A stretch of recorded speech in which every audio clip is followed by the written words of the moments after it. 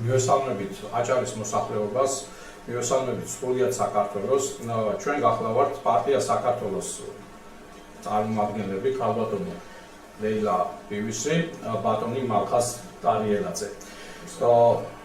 მინდა საზოგადოებას ვამცნო ჩვენ პარტიასთან დაკავშირებით და მოკლედ გავაცნოთ თუ ვინ ვართ, რას წარმოადგენთ და რატომ მოვდივართ არჩევნებში. ჩვენი პარტია შეიქმნა 2016 წელს საქართველოს ეროვნული აკადემიის ეგიდით. ჩვენი პარტიის ძირითადი დამფუძნებლები წარმოადგენდნენ საქართველოს ეროვნული აკადემიის მეცნიერ მუშაკებს და შესაბამისად იმ გუნდს, რომელსაც შეუძლია ჩვენი ქვეყანა საქართველო გამოიყვანოს იმ კრიზისიდან, რა კრიზისშიც დღეს იმყოფება. სწორედ ამასთან დაკავშირებით ჩვენს პროგრამაში წარმოაჩენთ ძირითად პრიორიტეტებს და მოსახლეობას მოვახსენებთ, რომ საქართველოში ბოლო ჟამს განვითარებული მოვლენებიდან გამომდინარე ყველა კარგად ხედავს თუ რა მდგომარეობა არის განათლების სისტემაში. განათლების სისტემის გრევამ განაპირობა ჩვენი ქვეყნის მოსახლეობის როგორც გაღარიბება, ასევე ფაქტურად ყველა მიმართულებაში ჩამოშლა და ყველა კარგად დავინახეთ ხელისუფლებაში მოსული არაპროფესიონალი ადამიანები, რომლებიც სამწუხაროდ მრავლად არიან ჩვენს მთავრობაში. ამიტომ ძირითად პრიორიტეტად მიგვაჩნია განათლების სისტემის რეფორმა და განათლების სისტემის ისე მოწყობა, რომელიც იზამ მიმართული იქნებოდა ჩვენი ქვეყნის განსავითარებლად. კერძოდ, სოფლის მეურნეობის დარგები, რომლებიც არის დღეს ფაქტურად განადგურებული და არ გაგვაჩნია შესაბამისი სპეციალისტები. სპეციალისტების ნაკლებობამ განაპირობა ფაქტურად ყველა დარგში გრევა, მათ შორის ჯანდაცვაში, თავდაცვის სისტემებში და ასე შემდეგ. ძირითადი სპეციალისტები აღმოჩნდნენ სამსახურის გარეშე, უმუშევრები და მოხდა ის, რომ დღეს სამწუხაროდ ვიმყოფებით ისეთ გარემოში, როდესაც ყოველ მეორე დღეს გვემუქრებიან სახელმწიფოს დაკეტვით და კარგად დავინახეთ, როგორ გაანადგურეს ამ ბოლო წლის განმავლობაში, თუმცა მანამდეც ხდებოდა ეს პროცესები, დაგურდებოდა მცირე და საშუალო ბიზნესი, საშუალო ფენა ჩამოიშალა და შესაბამისად სახელმწიფოებრიობის საკითხიც კი ეჩვის ქვეშ დგება უკვე ჩვენს ქვეყანაში. ის რაც დღეს რეალურად დაწყებული არის აჭარაში, კერძოდ COVID ისტერია, ეს წარმოადგენს სწორედაც განათლების პრობლემას, რომელიც საზოგადოების ძირითად ნაწილს არ ამცნობენ თუ რასთან გვაქვს საქმე. COVID ისტერიის შედეგად მოხდა ჩვენს ქვეყანაში ძირითადი პროექტების დახურვა, საშუალო ბიზნესის და მცირე ბიზნესის განადგურება და კონკურენტი სახელმწიფო სათავეებში მოკალათებული გარკვეული პოლიტიკური ჯგუფების ბიზნესების ასე რომ ვთქვათ ლობირება, ხოლო მათი კონკურენტი ბიზნესების განადგურება. რაც დაუშვებელი არის. მე როგორც სამხედრო ექიმი, მე რამოდენიმე პროფესია გამაჩნია, ვარ სამხედრო ექიმი, მაქვს იურიდიული განათლება და ასევე ეკონომიკური განათლება. ამ პრობლემასთან დაკავშირებით ცოტა სხვა მიმართულებით ჩავიხედეთ და შესაბამისად აღმოვაჩინეთ ის დარღვევები, რაც ფაქტიურად ქვეყნის ღალატამდე მიგყავს, იმიტომ რომ რაც დღეს განხორციელდა აჭარაში ტურიზმის ჩამოშლა, რაც ძირითადი პრიორიტეტები იყო ჩვენ ქვეყანაში, საუბარი იყო იმაზე, რომ ტურიზმი უნდა განვითარებულიყო და ტურიზმიდან შემოსული თანხებით აყვავდებოდა ჩვენი ქვეყანა, თუმცა ტურისტთა მიმართებაში არ მოხდა სოფლის მეურნეობის განვითარება და ფაქტურად მთელი ქვეყანა დამოკიდებული იქნა ასე რომ ვთქვათ იმპორტ საქონელზე, მათ შორის სოფლის მეურნეობის პროდუქციას იმპორტირებული არის ჩვენ ქვეყანაში, ჩვენი წარმოება ფაქტურად ვერ უძლებს კონკურენციას და ფაქტურად არც ხდება იმ საკმარისი რაოდენობით წარმოება, რაც ჩვენ ქვეყანას სჭირდება და ამან განაპირობა ის, რომ დაერთო სწორედ ეს COVID ისტერია. COVID ისტერიის შედეგად მოხდა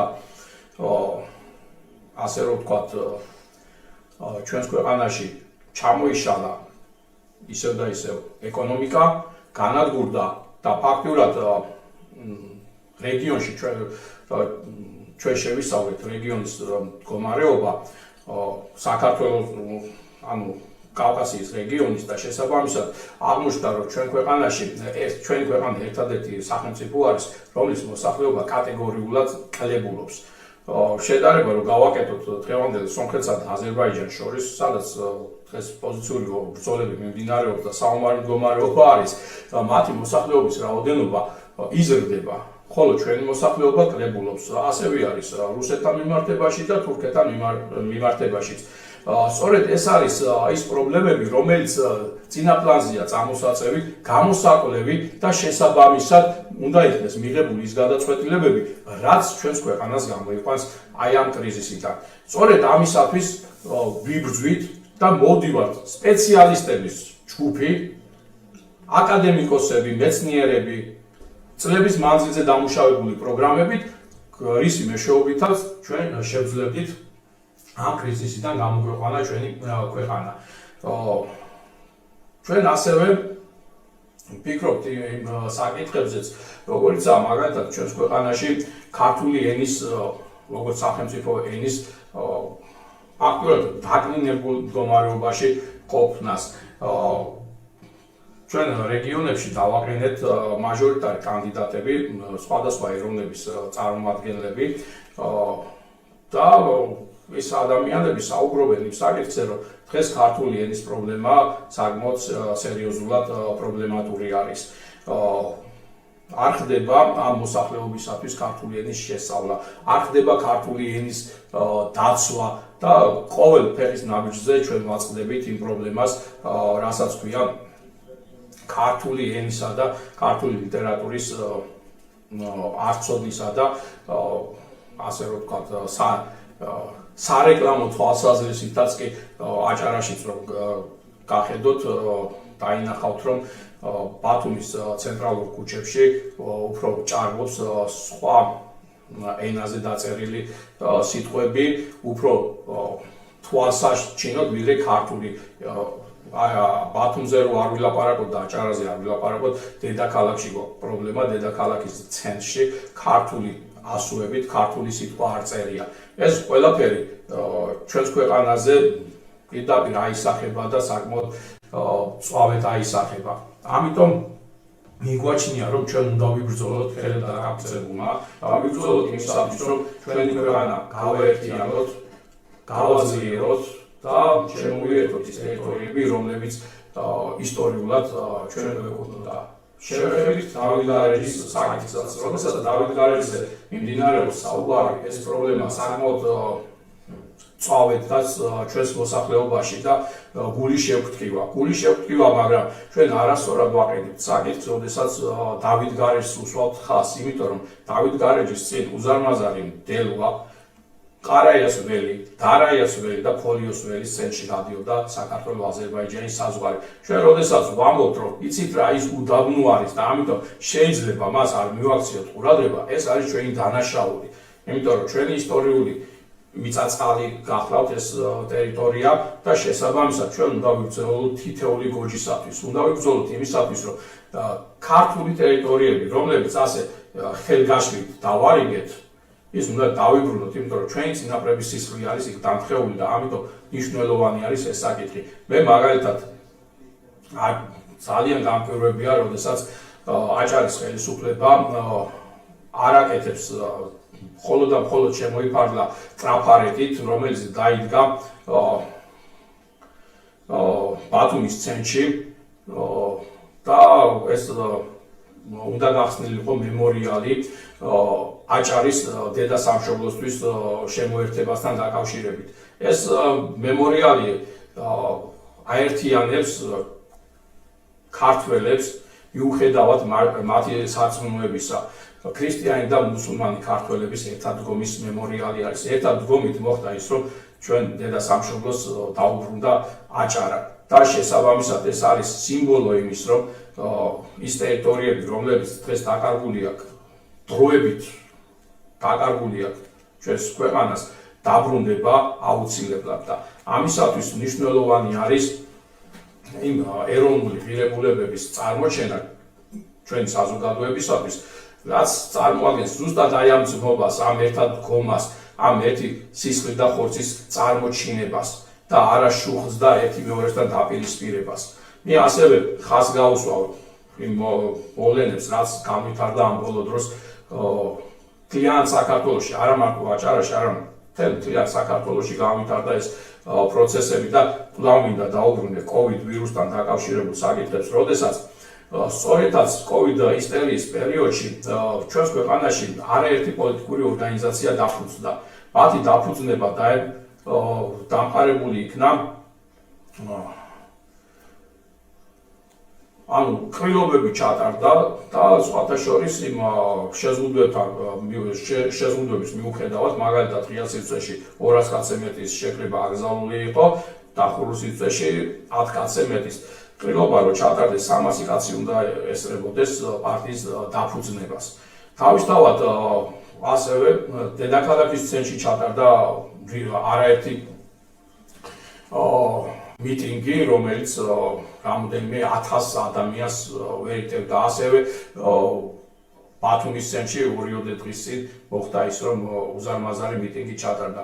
თუ ადამიანებო პოლიტიკურ ორგანიზაციებს და მათ მხარდამჭერებს COVID ვირუსთან აქვთ ხელშეკრულება გაფორმებული და ამიტომ არ ემართებათ მათ COVID ვირუსი. თუ ეს ისევ და ისევ პოლიტიკური ისტერია არის, COVID ისტერია არის და მოსახლეობას ამცირებენ თუნდაც იმ შეზღუდვებით, რა შეზღუდვებიც მოხდა ამ ბოლო წლის განმავლობაში. თუნდაც ის, რომ დაიხურა მეჩეთები, დაიხურა ეკლესიების უმეტესობა და ჩვენ არ მოგვეცა საშუალება არც აღდგომა დღეს ეკლესიაში სრულფასოვნად მივსულიყავით, სასაფლაოებზე გავსულიყავით და ასე შემდეგ. თუმცა თავისუფლად მოაწყვეს 600 კაციანი სუფრები თავის მხარდამჭერებთან ერთად და ასე შემდეგ. ამიტომ ჩვენ ვერ ვძვით ამ უსამართლობას, ვერ ვძვით იმ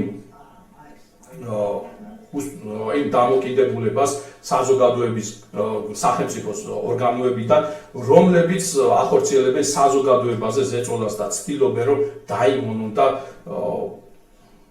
თავის მონობის ქვეშ ამყოფონ ქართველი ერი. ქართველი ერი არასდროს არ დამონდება, არასდროს არ დაუხრის თავს უკანონობას და არასდროს არ მოხდება ის, რომ თავდახრილი მუხლმოყრილი დადგეს და დაუჩოქოს მტერს და დაუჩოქოს იმ მოღალატეებს, რომლებიც დღეს ჩვენს ქვეყანას ძარცვავენ და გლიჯავენ. დიდი მადლობა ყურადღებისათვის. ქალბატონო ლეილა, ორი სიტყვით. მოგისალმებით და ერთადერთი თხოვნაა, ჩვენ ვართ ახალი პარტია, ახალი ძალა, ძალიან ბევრისგან გამიგია, რომ არც აწინდელი უნდათ, არც ძველი უნდათ, ახალი უნდათ და გთხოვთ, მიგვიღოთ, მზად ვიქნებით თქვენ სამსახურში. ბატონი მალხაზია, აჭარის კვიდრი, ბათუმის კვიდრი, ორი სიტყვით რომ მიმართოთ მოგესალმებით. გისურვებთ იმ აღმასრულებს, რომელიც საქართველოს აიყვანს, აიტაცებს ეცარში მოსახლეობით, სრულფასოვნებით, იმ იდეალურ იდეებით, რომელიც გააჩნია ჩვენს პარტიას, ჩვენს მოძრაობას. ვთხოვთ დაგვიჭიროთ, ვერში დაგვიდგეთ, დავუჭიროთ საქართველოს ხარჯი. დიდი მადლობა საზოგადოებას, კვლავ მადლობას გადავხდი ყურადღებისათვის. ვთხოვთ, რომ 20 ნომერი გახლავართ და 20 ნომერი შემოხაზეთ და ბოლოს დავძენდით, თუ არ გინდათ ნაცი 20, შემოხაზეთ ციფრი 20. ჩვენ ქვეყანაში არ შეიძლება ხალხის ბეძე და ხალხზე თამაში. ჩვენ იმისათვის მოვდივართ, რომ სუსტათაც ხალხმა იბატონოს, ხალხი უნდა იყოს ბატონი და ხალხმა უნდა მიიღოს ის გადაწყვეტილებები, რაც მათ ჭირდებათ და რაც მათთვის არის საჭირო. შესაბამისად ჩვენ ქვეყანაში უნდა იყოს პენსიონერი დაფასებული, ვეტერანი დაფასებული და ქართველი კაცი და ის ადამიანები, ვინც საქართველოში ცხოვრობენ და საქართველო უყვართ, ყველანი უნდა იყვნენ დაფასებული და ბოლოს და ბოლოს საქართველო უნდა ვნახოთ გაბრწყინებული და ძლიერი. მადლობთ. მადლობა.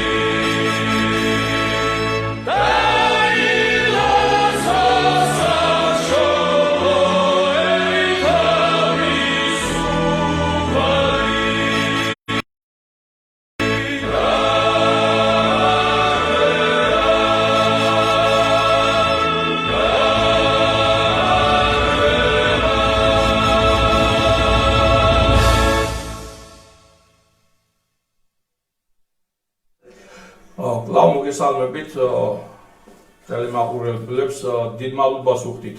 დიდ მადლობას ვუხდით TV12-ს მოწვევისათვის. სხვათა შორის ერთ-ერთი პირველი ტელევიზია არის აჭარის რეგიონში, რომელმაც მოგვიწვია და აჭარაში დღეს პირველად გამოვდივართ ტელეეთერში. ჩვენ გვინდა ვისაუბროთ წინა საარჩევნო პერიოდზე, რაც ხდება ჩვენს ქვეყანაში. სამწუხარო ის გახლავთ, რომ მიუხედავად იმისა, რომ ჩვენი მრავალპარტიული და თითქოს და მრავალფეროვანი წარმომადგენლობით სამწუხაროდ ფაქტურად ქვეყანა არის ორპოლუსიან რეჟიმად გაყოფილი. არიან ნაციონალური მოძრაობის მომხრეები და არიან ქართული ოცნების მომხრეები. ან ორპოლუსიანი არის და იშვიათი არის პოლიტიკური ორგანიზაცია, რომელიც არცეც არ მიეკუთვნება და შესაბამისად ცდილობს დამოუკიდებლად აწარმოებს თავისი პოლიტიკური საქმიანობა. ასეთ პოლიტიკურ ორგანიზაციას წარმოვადგენთ ჩვენ პარტია საქართველო და შესაბამისად წინა საარჩევნოდ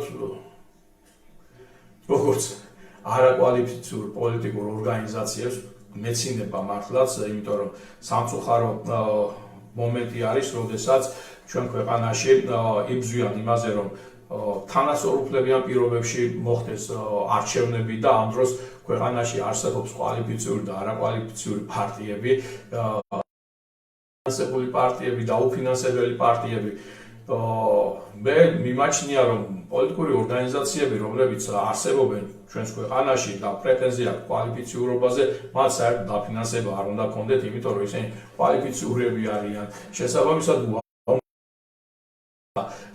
მათ შესაბამისი საწევრო გადასახადები გადაახტევინოთ და ამ საწევრო გადასახადებით მოხდეს მათი დაფინანსება.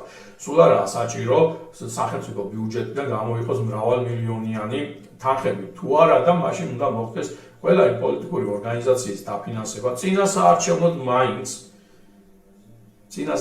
მაინც როდესაც სახელმწიფო გამოყოფს ბიუჯეტიდან თქვენი ჯიბეებიდან გამოყოფს თანხებს და არ ხდება ეს თანაბრად გადანაწილება და სასტარტო პერიოდში ფაქტურად პრიორიტეტი ენიჭება ეგრეთ წოდებულ კვალიფიციურ პარტიებს. ასევე შეუსაბამობა არის ჩვენს საკანონმდებლო ორგანოშიც. მაგალითად, ჩვენი პოლიტიკური ორგანიზაცია ერთადერთი პოლიტიკური ორგანიზაცია, რომლის დეპუტატობის კანდიდატი დღესაც ციხეში ზის. უკანონო პატიმრობაში ამყოფებენ ამ ადამიანს, მივწერეთ შესაბამის ორგანოებს, რომ გაეთავისუფლებიათ ეს ადამიანი. დეპუტატობის კანდიდატი არის და როგორც მოგეხსენებათ, საზოგადოებას რო კონდეს წარმოდგენა, დეპუტატობის კანდიდატები სარგებლობენ გარკვეული იმუნიტეტით. ანუ მათ ეძლევათ იმის საშუალება, რომ ჩაატარონ წინა საარჩევნო აგიტაცია და როდესაც დეპუტატობის კანდიდატს ზღუდავენ და მას ამყოფებენ პენიტენციალურ სისტემაში, მე კონკრეტულად ხაზს გავუსვევ, მე პენიტენციალურ სისტემაში იმყოფება ეს ადამიანი, ბატონი ჭეიშვილი, დეპუტატობის კანდიდატი და რეაგირება არ ხდება არც ჟურნალისტების მხრიდან, არც ცენტრალური საარჩევნო კომისიის მხრიდან, იმიტომ რომ ოფიციალურად მივწერეთ და აქეთ გვეკითხებიან ჩვენ რა ვქნათო და რა უნდა ქნათ და შესაბამისად უნდა გამოუშვან ეს ადამიანი თუ არა და თუ არ უშვებენ ბადრაგის მეშვეობით ჩამოატარონ მთელი ქვეყანა, მთელი საქართველო და მიცენ საშუალება საარჩევნო თუ კანონმდებლობა არ არის სრულყოფილი და თუ ჩვენ ქვეყანაში წინა საარჩევნო პერიოდში ხდება ასეთი გამოკითხაობა, ეს არ მოწმობს იმას, რომ ჩვენთან დემოკრატიული არჩევნები ტარდება და თუ ტოტალურად გაყალბება სურთ და ტოტალურად უნდათ ეს ქვეყანა მიითვისონ, უკვე მითვისებული სამწუხარო და ჩვენ კიდევ ვიმეორებთ, რომ სერიოზული პრობლემები გვექნება იმისათვის, რომ ვაწარმოოთ საარჩევნო პერიოდში ნორმალურად საარჩევნო სააგიტაციო სამუშაოები. არ ვიცი, მე ასევე მოვუწოდებ იმ სადამკვირვებლო ორგანიზაციებს, რომლებიც ფართოდ არიან ჩართული და აკვირდებიან და რატომღაც მხოლოდ ნაციონალური მოძრაობის მიმართებაში გამოხატავენ ამა თუ იმ საკითხებს, ან ქართული ოცნების მიმართებაში, ან მათთან ასოცირებულ პოლიტიკურ ორგანიზაციებთან. მე ერთადერთი პოლიტიკური ორგანიზაცია გახლავთ ჩვენი პოლიტიკური ორგანიზაცია, რომლის დეპუტატობის კანდიდატი ამჟამად იმყოფება ციხეში და შეზღუდული აქვს შესაბამისად ჩაატაროს საარჩევნო სააგიტაციო სამუშაოები. ეს რაც შეეხება ამ საკითხთან დაკავშირებით, რაც შეეხება დანარჩენ საკითხებს, ყველა კარგად ხედავს თუ რა პროცესები წარიმართა და წინასწარ გვამზადებენ იმისათვის, რომ სავარაუდოდ არჩევნების გაყალბების შემდგომ ელოდებიან გამოსვლებს და ამისათვის ქვეყანას ამზადებენ სულთნად ისე საგანგებო მდგომარეობაში მოაქციონ COVID და დააბრალონ ეს COVID ვირუსი. ყოველდღურად ცხადდება, რომ ამდენი ადამიანი გარდაიცვალა, ასეთი ვირუსის შემთხვევები. მე მინდა საზოგადოებას ვამცნო, ხაზი გაუსვა, რომ ამ წლის განმავლობაში ჩვენ ქვეყანაში გარდაცვლილი არის 32,000-ზე მეტი ჩვენი თანამოქალაქე. თუმცა არავის არ უკითხია, რამ განაპირობა მათი გარდაცვალება, არ გამოუკლებია მათი ჯანმრთელობის მდგომარეობა და ასე შემდეგ. მე ხაზს უსვარ, რომ ეს არ არის COVID ვირუსით გამოწვეული, უამრავი სხვა დაავადებები არსებობს ჩვენს ქვეყანაში, რომელიც უფრო მწვავე შედეგებს გვაძლევს და სიკვდილიანობას ზრდის.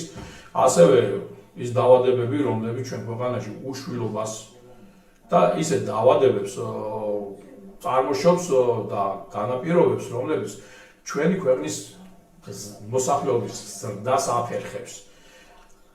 ფაქტიურად ჩვენ რო ციფრებზე გავიდეთ და ვისაუბროთ ციფრებით, ყოველდღიურად ჩვენ ქვეყანაში ამა თუ იმ მიზეზით იღუპება 150-დან 200 კაცამდე. მე მაინტერესებს ჩვენი ჯანდაცვის მინისტრის, ჩვენი ხელისუფლების წარმომადგენლების აი ასეთი დამოკიდებულება მხოლოდ და მხოლოდ COVID ვირუსთან დაკავშირებით და მათ მიერ განხორციელებული ღონისძიებები. მათ შორის ქართული ოცნების მიერ გამოქვეყნებული, ალბათ ყველას დაგირიგდათ, ფაქტურად მთელი საქართველო მოიცვა ამ გაზეთმა, სარეკლამო გაზეთი არის, თუ როგორ ებრძოდნენ COVID ვირუსს და ეგ COVID ვირუსთან ბრძოლის საკითხები დაწყებული არის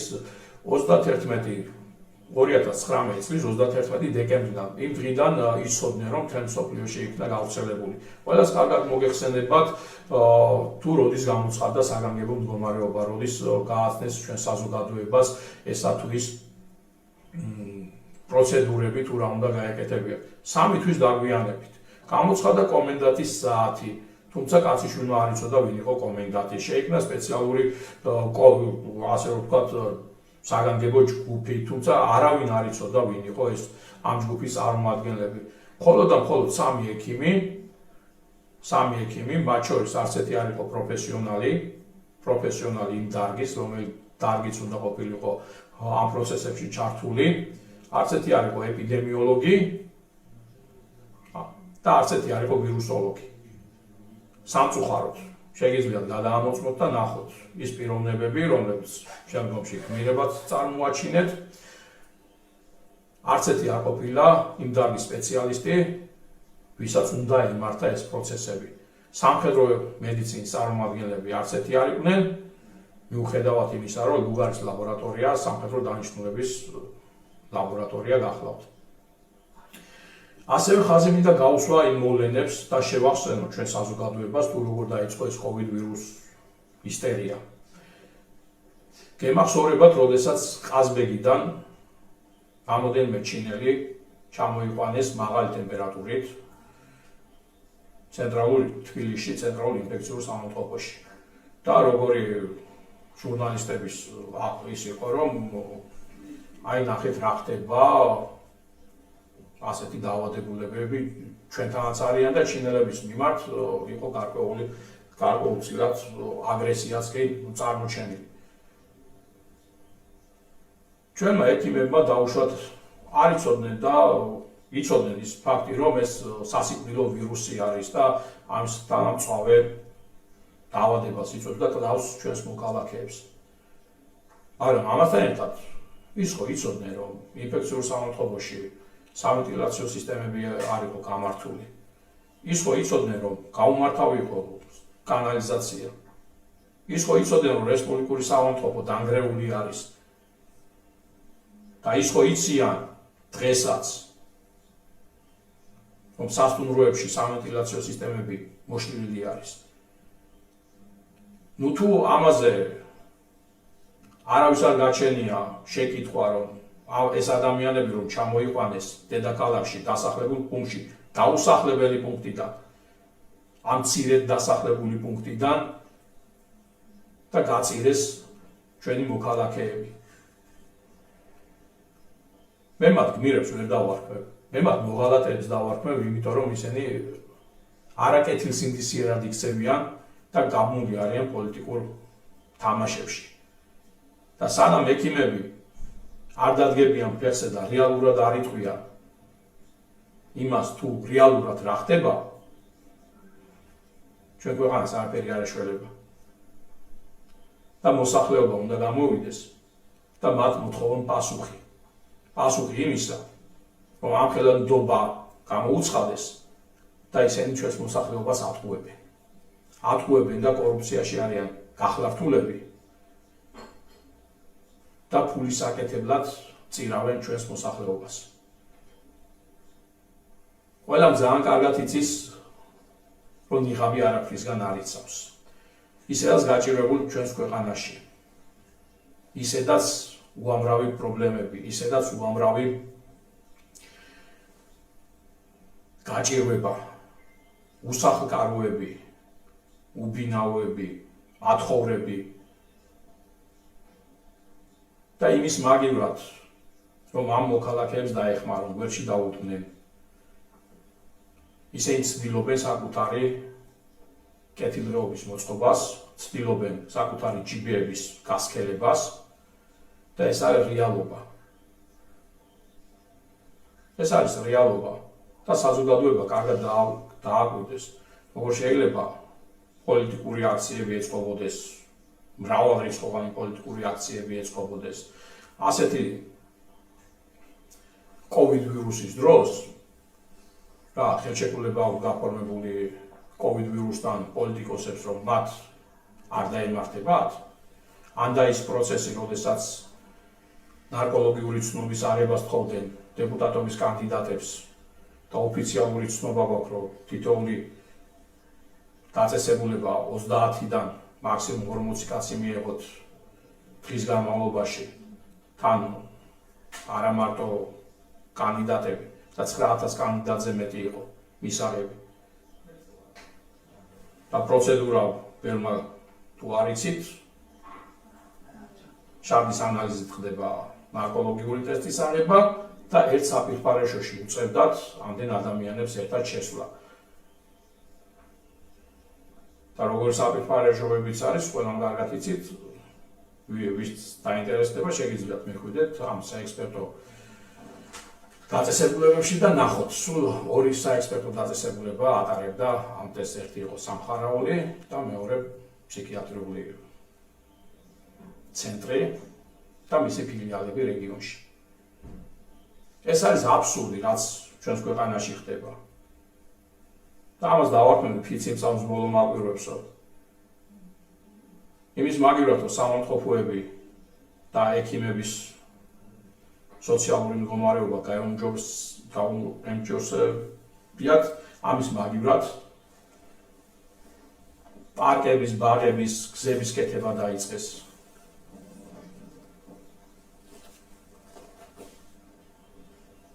თუ ასეთ მწვავე მდგომარეობაში ვყოფებით, პირველ რიგში უნდა მომხდარიყო ექიმების მობილიზება, რაც არ გაკეთდა, პირიქით სამართლობები დაიხურა, სამართლობების უმეტესობა, ხოლო ექიმის სპეციალისტები უხელფასო შეგულებაში გაუშვეს. ამიტომ ჩვენს მოსახლეობას მოუწოდებთ მაქსიმალურად გამოვხიზდეს და ეს COVID ისტერია ერთჯერ და სამუდამოდ უნდა დავასრულოთ. ჩვენ პოლიტიკური ორგანიზაცია მაქსიმალურად ებრძვის არაპროფესიონალიზმს და იმ კორუფციას, რაც ჩვენს ქვეყანაში სუფევს. ამ ეტაპზე სწორედ სამწუხაროდ სამედიცინო საზოგადოებაში არის ეს კორუფცია. არ შეიძლება კლინიკები იყვნენ ფარმაცევტული და სადაზღვევო კომპანიების დაქვემდებარებაში. ინტერესთა კონფლიქტი არის და მათი სურვილი არ არის, რომ პაციენტი მოარჩინოს. და სწორედ ეს არის უბედურება ჩვენს ქვეყანაში. მათი ინტერესი არის, αν შეიძლება მეტი პაციენტი ყავდეთ. და კი ხედავთ, რა მდგომარეობაში ჩავარდა ქვეყანა. ისევ და ისევ მოგიწოდებთ, დაგვიდექით გვერდში, დაუდექით საქართველოს გვერდში, ხმა მიეცით საქართველოს და შემოხაზეთ 20 ნომერი. მე ნუ დამიჯერებთ. არაერთი სპეციალისტი გამოდის, არაერთი სოფლიო დონის მეცნიერი საუბრობს ამაზე. მე მივესალმები გერმანელ სპეციალისტებს, რომლებმაც ამხილეს COVID ისტერიის წარმომქმნელები. და ფაქტურად მოხდა ის, რომ იქ მოხდა პირველად COVID ვირუსის გარდაცვლილი, ეგრეთ წოდებული COVID ვირუსისგან გარდაცვლილი ადამიანების გაკვეთა და ნახვა თუ რა მდგომარეობა იყო.